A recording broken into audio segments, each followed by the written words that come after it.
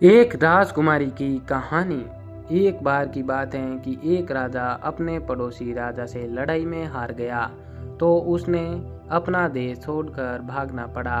वह जितनी तेज भाग सकता था भाग गया और उसने अपने शहर से करीब 12 मील दूर एक गांव में जाकर शरण ली। वह इतनी जल्दी में था कि वह अपने साथ कोई पैसा भी नहीं ले जा सका। खुशकिस्मत से उसकी बहू राजकुमारी के पास 11 लाल थे, जिनमें से एक लाल उसने राजा को उस गांव में पहुंचते ही दे दिया जहां वे रात को ठहरने वाले थे। उसने उनसे उस लाल को बेचकर कुछ खाना खरीदने के लिए कहा। राजा ने लाल लिया और एक दुकानदार के पास पहुंच गया और उसे उस लाल के बदले में 1 रुपए का खाना मांगा। जाहिर था कि दुकानदार तुरंत ही तैयार हो गया।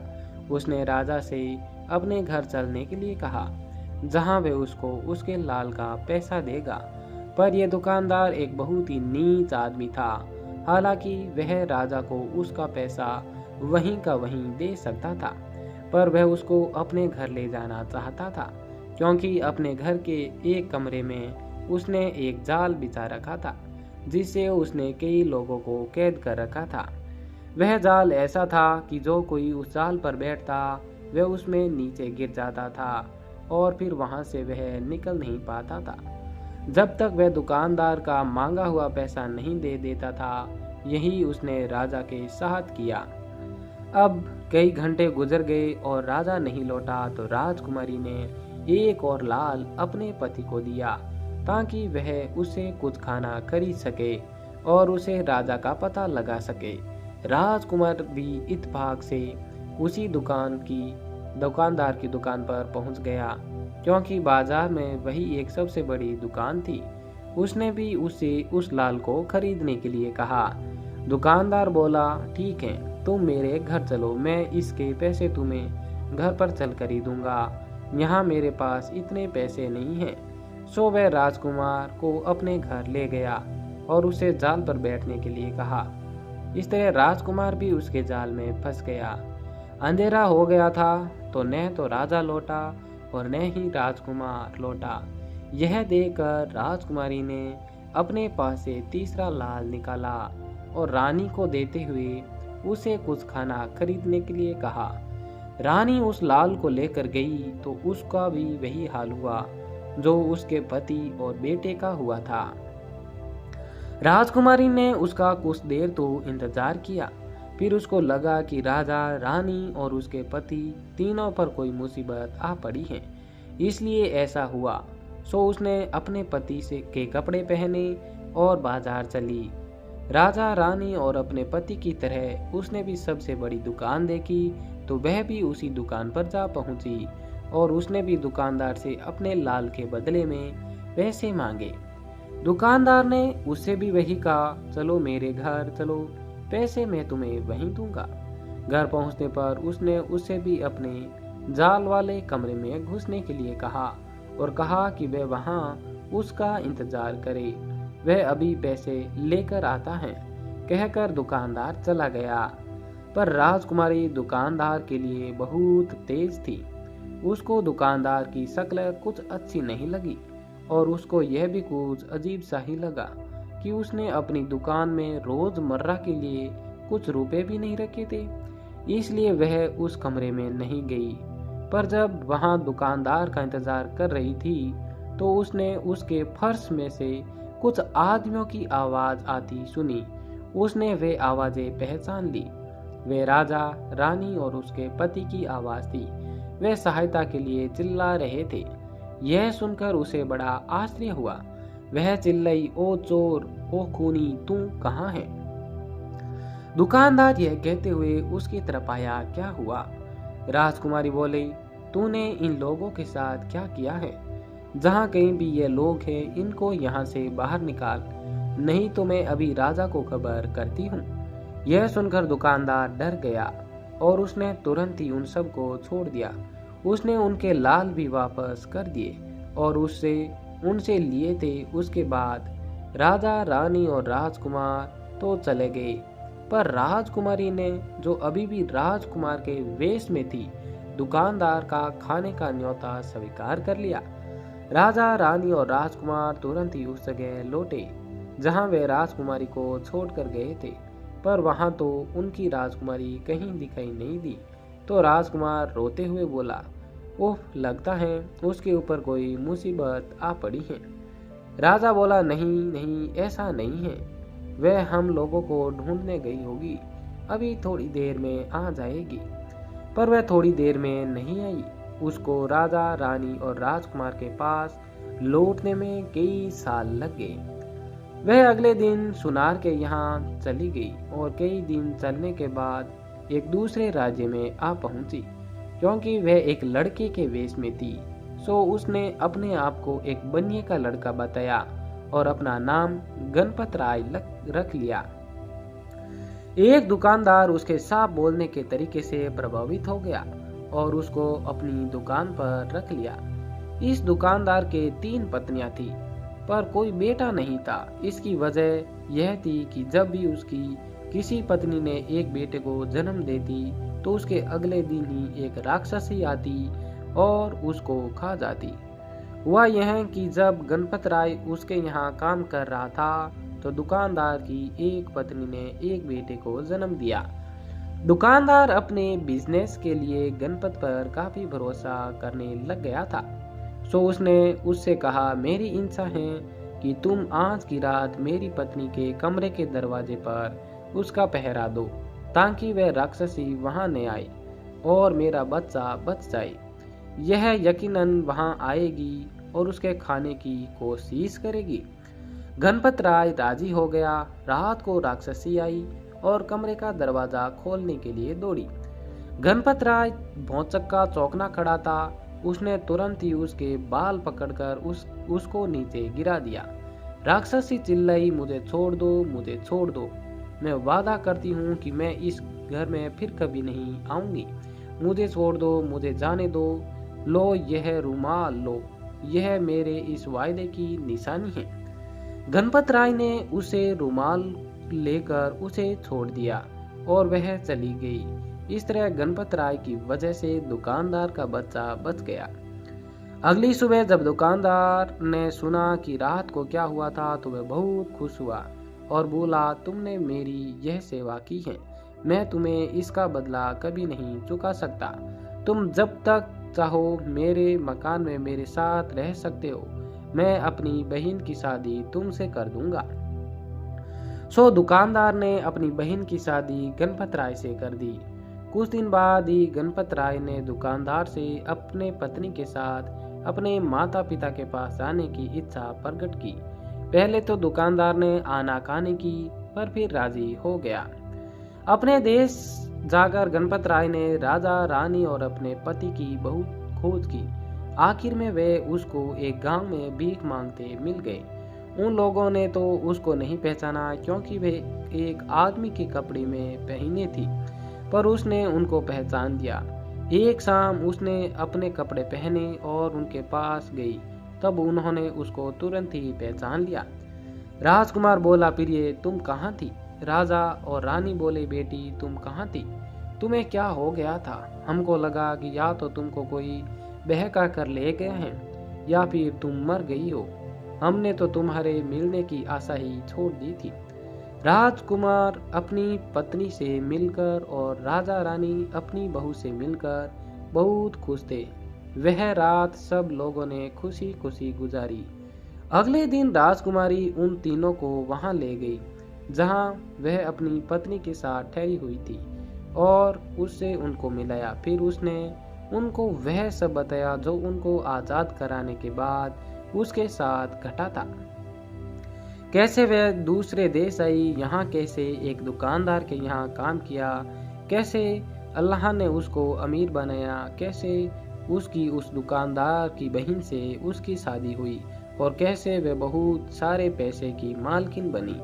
उसके बाद उसने अपने लड़की होने का भेद दुकानदार की बहन पर खोला और उससे इस बात पर नाराज न होने की प्रार्थना की और अपने पति से शादी करने के लिए कहा जो एक राजकुमार था और अब वह वहीं रह रहा था। इस तरह से घर ठीक करने के बाद उसने अपने ससुर के बिखरे हुए सिपाहियों को एक एक किया और उनको बहुत सारे पैसे दिए और उनको लड़ाई के लिए तैयार किया ताकि वे अपना राज्य वापस ले सके। सेना में एक नया उत्साह भर गया था। अब वह अपने राजा के लिए कुछ भी करने के लिए तैयार थे। हमला बोल दिया गया, लड़ाई हुई और उस विदेशी को हराकर अपना राज्य वापस ले लिया गया।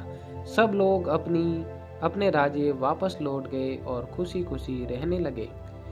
इस कहानी का दूसरा रूप, एक बार की बात है कि एक राजकुमार की शादी हुई। अगले दिन उसके पिता ने उसको बुलाकर कहा कि अपनी पत्नी से कहना कि राजा ने उसे सलाम भेजा है। राजकुमार ने वैसा ही किया तो राजकुमारी ने कहा ठीक है। शाम को राजा ने पूछा कि राजकुमारी ने क्या जवाब दिया। जब उसे राजकुमारी का जवाब पता चला तो वह बोला, अफसोस, मैंने राजकुमार की शादी पर बेकार ही पैसा खर्च किया। कुछ दिन बाद राजकुमार की दोबारा शादी की गई तो राजा ने उस राजकुमारी को भी वही संदेश भेजा कि राजकुमारी से कहना कि राजा ने तुम्हें सलाम भेजा है। इस राजकुमार ने भी वही कहा, ठीक है।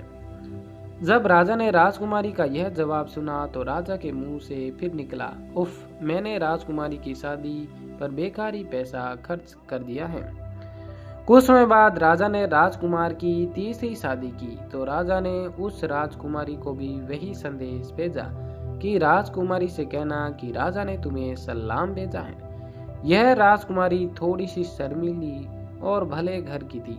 राजा का यह संदेश सुनकर वह अपने पति से बोली कि वह राजा को जाकर यह कहे कि मैं उनकी क्या लगती हूँ जो उन्होंने मुझे देखा और सलाम भेजा। उसने ऐसा इसलिए कहा क्योंकि न तो वह राजा की बेइज्जत करना चाहती थी और न ही उसे वह करना ठीक लगा कि पहले दोनों राजकुमारियों ने किया था। राजकुमारी का यह जवाब सुनकर राजा बहुत खुश हुआ।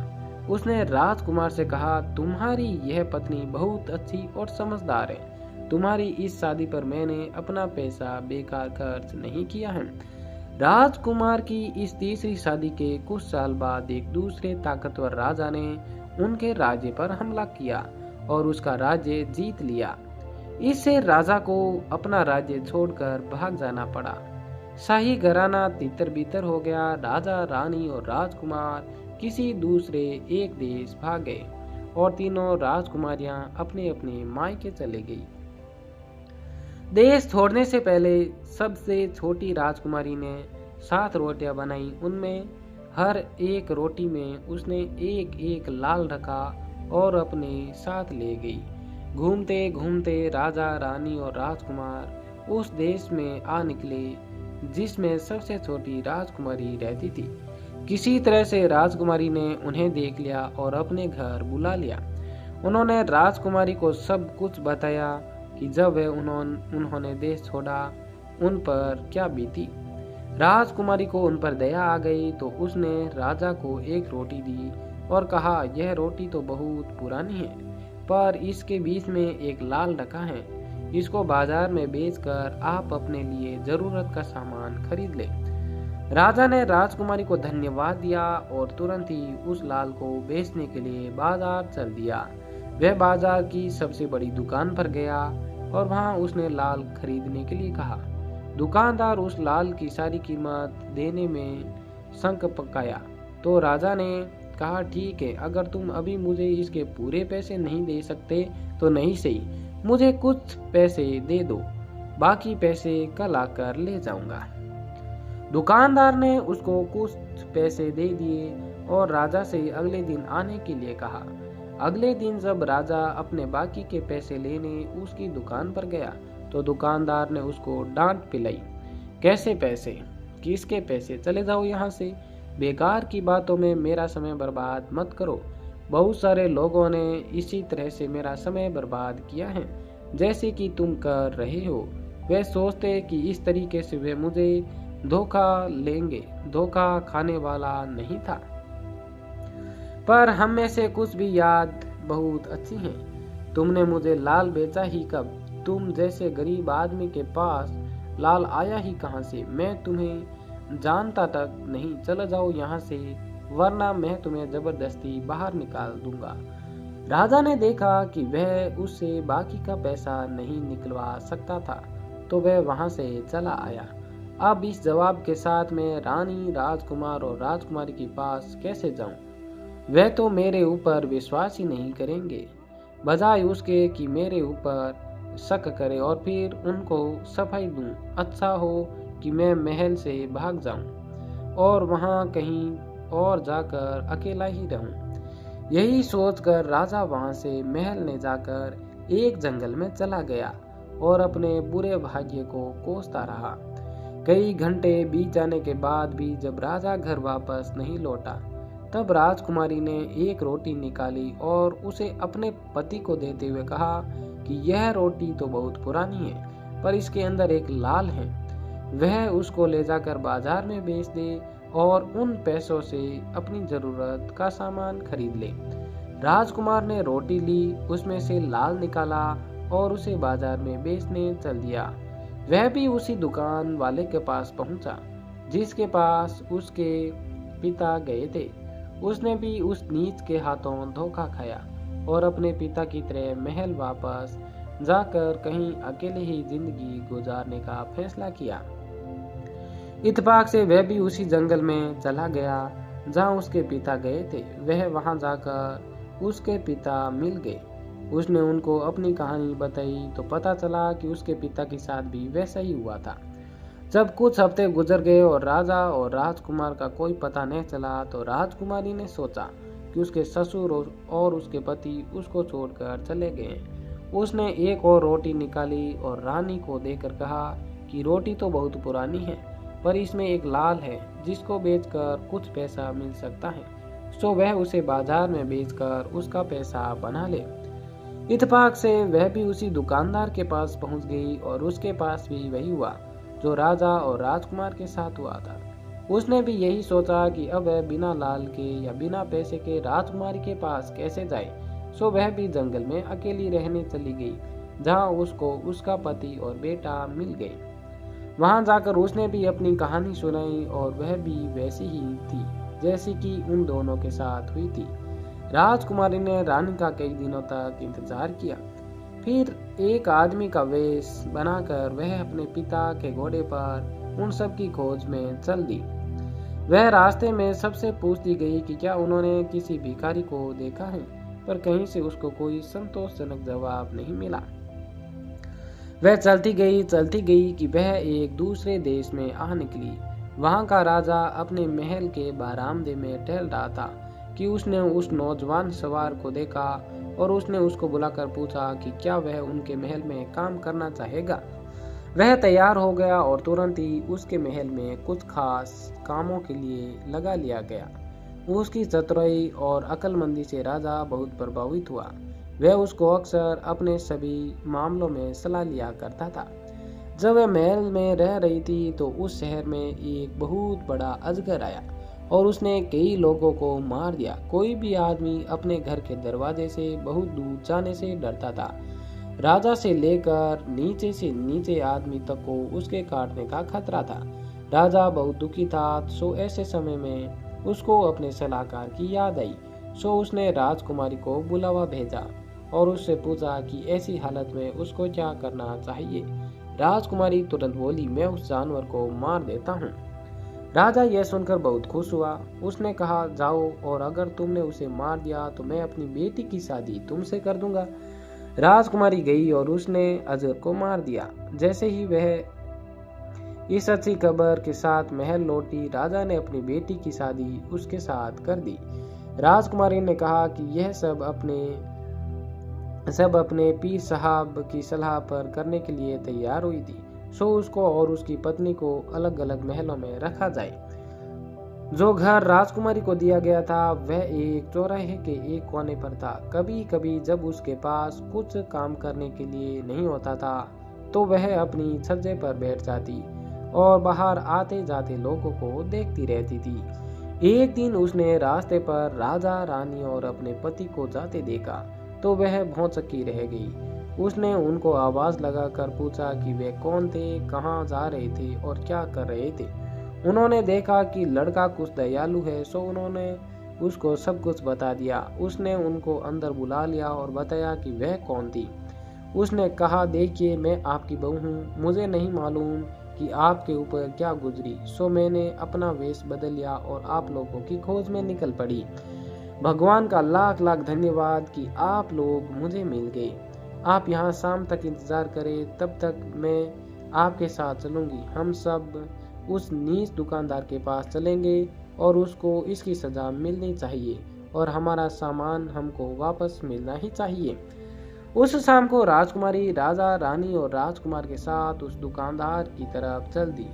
जल्द ही वह उसके घर पहुंच गए और उसको इतने जोर की धमकी दी कि उसने राजा की सजा से डर कर अपनी सारी चीजें बेचकर उनका सामान उनको लौटा दिया।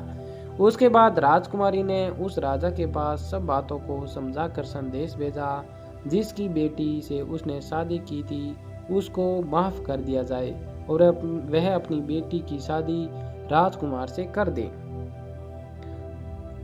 राजा राजी हो गया। उसने अपनी बेटी की शादी राजकुमार से कर दी।